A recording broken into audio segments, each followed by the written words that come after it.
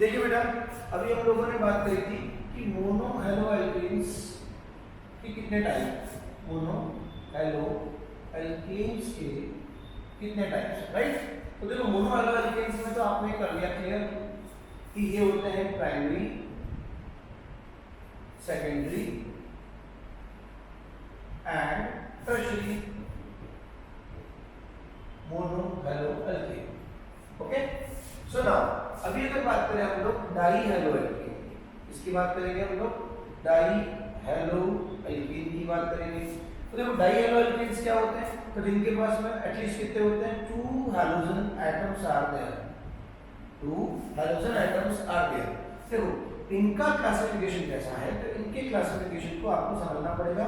वैसे इनकी mainly 3 classes बनती है बेटा, एक बनती है जेमिनल डायहैलाइड्स, जेमिनल डायहैलाइड, एक होता है आपका विसिनल डायहैलाइड्स, एक आपके हो जाती है अल्फा ओमेगा डायहैलाइड्स, अल्फा ओमेगा डायहैलाइड्स। देखो जेम डायहैलाइड को सिंपली जेम डायहैलाइड बोलते हैं जेमिनल को, विसिनल डायहैलाइड को हम सिंपली विस डायहैलाइड्स बोलते हैं और इनको हम अल्फा ओमेगा ही कहते हैं, तो इस पर कोई बड़ी बात नहीं है। जेम डायहैलाइड कब बोलेंगे, तो सुनिए, जेम डायहैलाइड कब बोलना है, when 2 halogen atoms are at same carbon atom, same carbon atom। जब 2 हाइड्रोजन एटम्स एक ही कार्बन एटम के साथ में जुड़े हुए हैं तो उसे क्या बोलेंगे, जेम डायहैलाइड्स। अगर इनके एग्जांपल्स की बात करें तो बेटा इधर देखिए, जैसे CH3 CH और यहाँ मैंने लगा दिए 2 Cl, ये किस टाइप का हो गया, जेम डायहैलाइड हो गया। ऐसा ना हो इस तरह से लिख दीजिए, ये भी क्या माना जाएगा, आपका जेम डायहैलाइड माना जाएगा, राइट। अगर बात करें विस डायहैलाइड की, तो इसके अंदर हम क्या बात करेंगे, when 2 halogen atoms are at neighboring, या कई बार हम कह सकते हैं adjacent carbon atoms.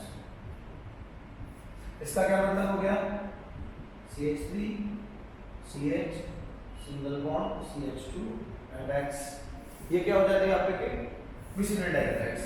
Alpha omega की बात करेंगे व्हेन 2 हैलोजन एटम्स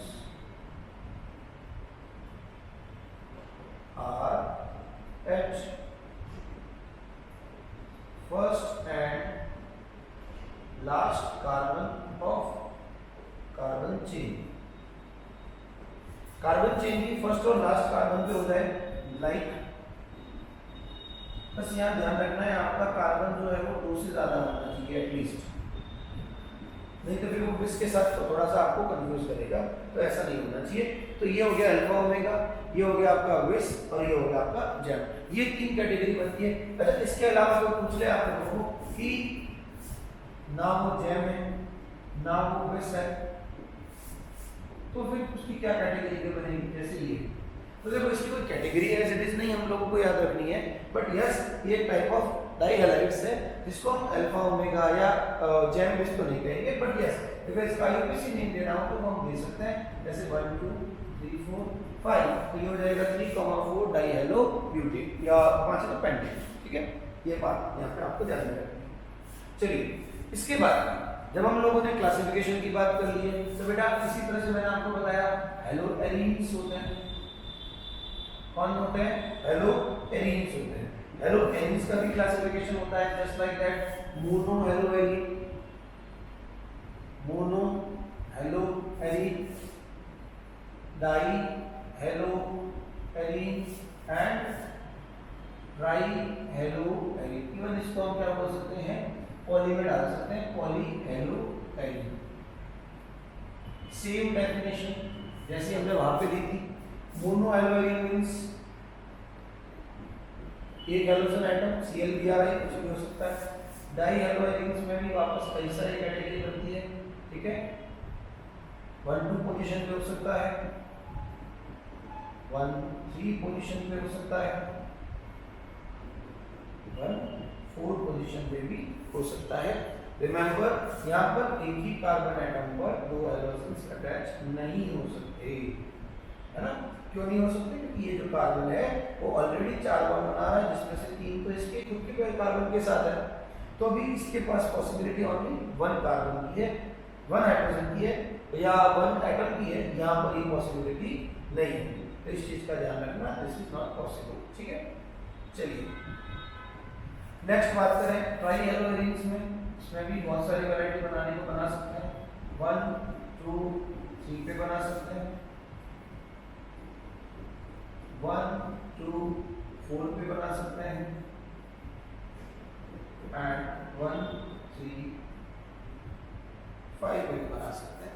ये सारी कैटेगरीज आपको यहाँ पे ध्यान में रखनी है। ठीक है, तो ये मोनो हेलोजेन्स, डाई हेलोजेन्स और ट्राई हेलोजेन्स या पॉली हेलोजेन्स हम इसको कह सकते हैं। ठीक है, ये आपके आगे डाई हेलोजेन और dihalogens and polyhalogen, polyhalogens. ठीक है, अब हम बात करते हैं अदर सेकंड क्लासिफिकेशन की ऑन द बेसिस ऑफ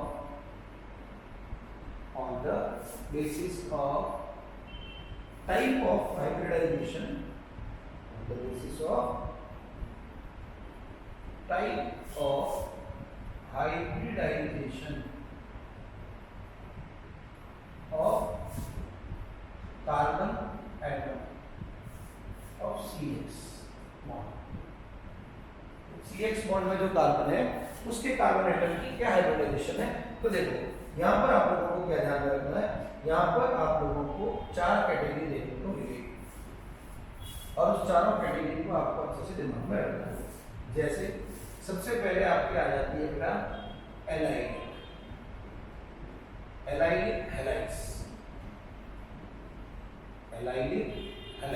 ठीक है, इसी तरह से दूसरी आपकी आ जाती है विनाइलिक हैलाइड्स और ऐसे कैसे आ जाती है आपके पास में तीसरी C and third one is आपका हो जाएगा बेंजाइलिक हैलाइड्स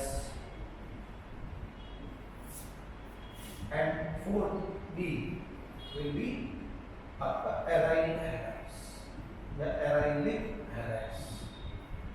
राइट, अब देखिए एराइलिक हैलाइड्स कब कहना है ये आपको याद रखना पड़ेगा। कैसे? देखिए इधर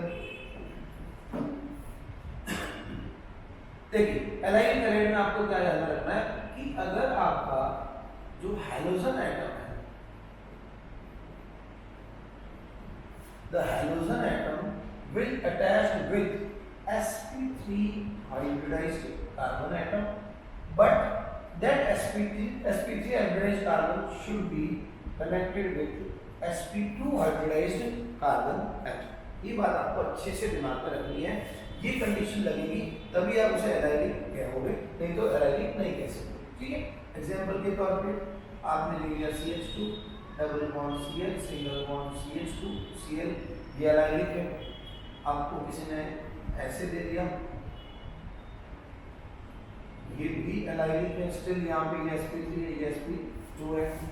ऐसा ना देकर थोड़ा सा आपको और कंफ्यूज करना चाहता है, देन ये भी आपका कौन है एलाइलिक। एलाइलिक कैसे हुआ? देखो बेटा ये वाला तो अभी भी क्या है sp3 और इसका नेबलिंग अभी भी क्या है यहाँ पे sp3, तो ये सब इसकी कैटेगरी में आ जाते हैं, एलाइलिक की कैटेगरी में आ जाते हैं। विनाइलिक का क्या सीन है? तो देखिए जरा, विनाइलिक की कंडीशन क्लियर है कि हैलोजन sp2 हाइब्रिडाइज्ड कार्बन के साथ ही अटैच होगा, हैलोजन sp2 हाइब्रिडाइज्ड कार्बन के साथ ही अटैच होगा। ठीक है, तो इसका बेस्ट एग्जांपल आपने नाम सुना भी होगा कई बार, विनाइल क्लोराइड वगैरह आप बोलते हो, तो ये क्या है आपका विनाइल हैलाइड है। ठीक है, ऐसा ना होकर कोई आपको ऐसा साइक्लिक स्ट्रक्चर देके बोल दे, ये भी किस कैटेगरी में आएगा? विनाइलिक की कैटेगरी में आएगा।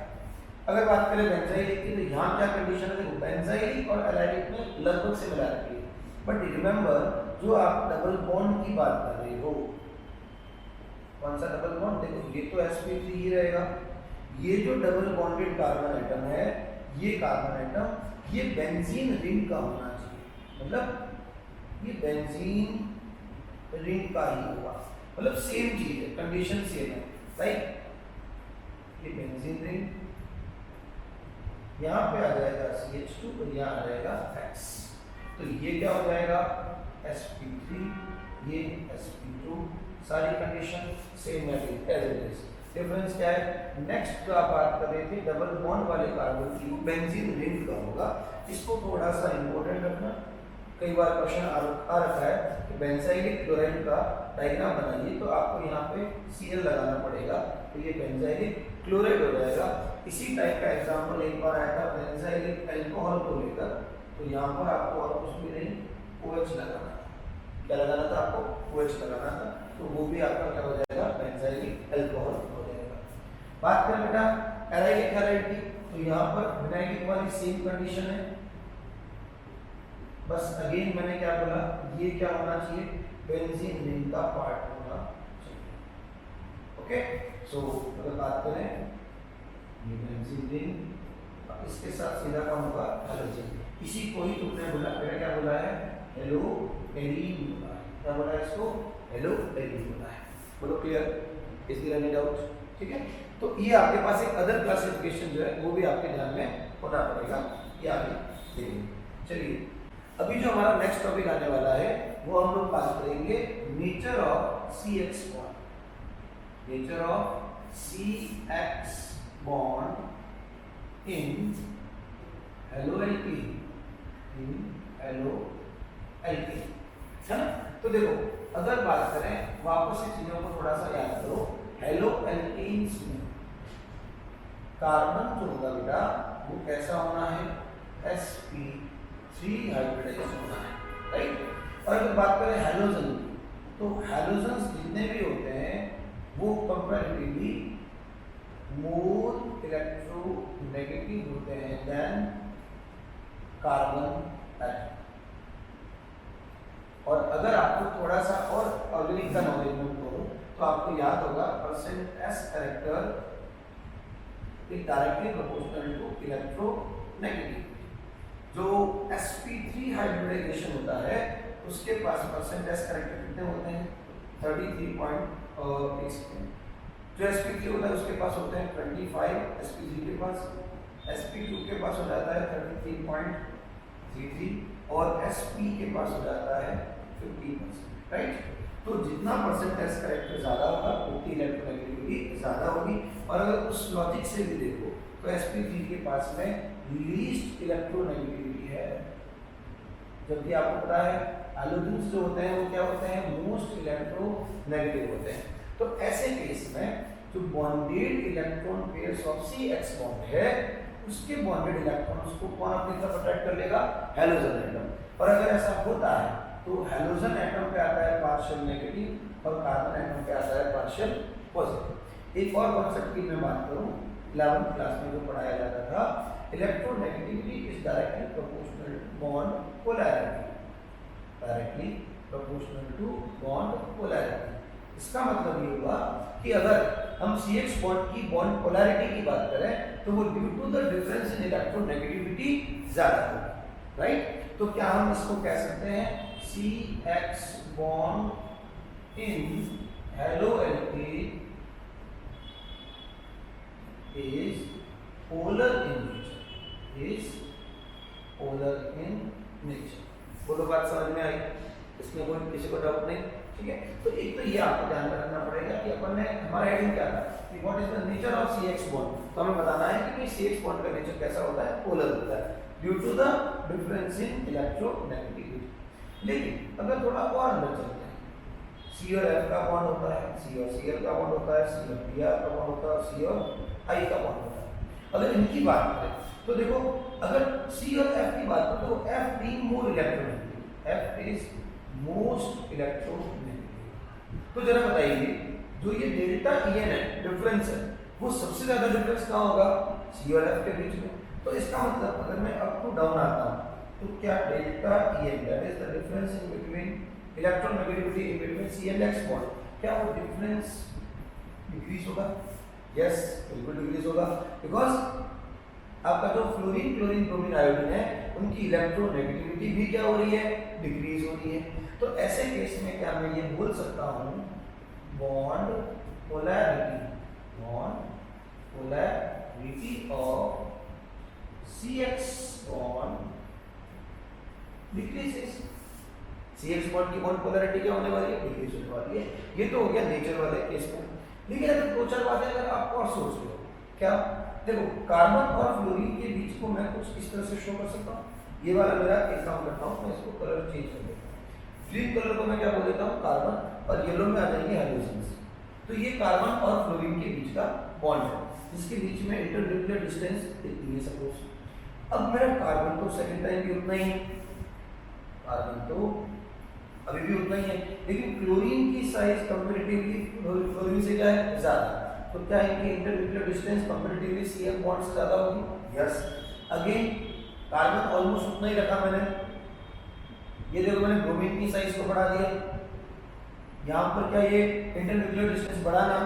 और अगेन अगर मैं कार्बन को तो उतना ही रखूं, अगर मैं आयोडीन को बड़ा कर देता हूं तो ये क्या हो रहा है, on moving up to down bond length